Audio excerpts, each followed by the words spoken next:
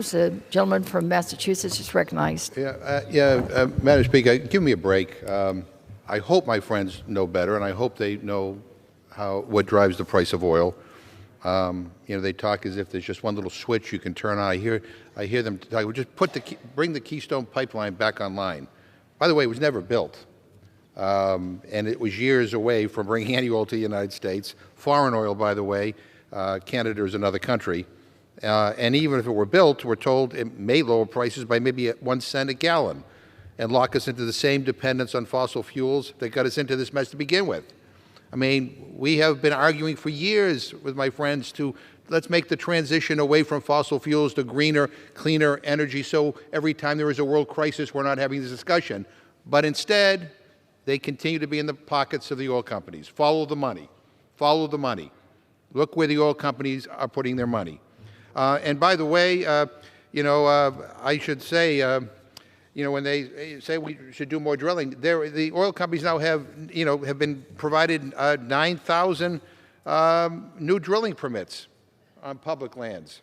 Much to my disappointment, the Biden administration is actually outpacing even the Trump administration in approving new drilling permits on public lands and water. So give me a break. Here is the reality, and let me spell it out for my friends, and I think they know better, but again, it's politics as usual. Oil is a global commodity. Prices rise when supply chains are disrupted or demand is interrupted, like we saw during COVID. Prices rise when oil-producing countries launch destabilizing invasions. And yeah, when oil companies think they can use either of these as an excuse to jack up the prices, they do. They do. And I ask unanimous consent to insert into the record a March 4th article from Newsweek entitled, "Little Evidence Keystone Pipeline Would Level Prices Despite GOP Claims."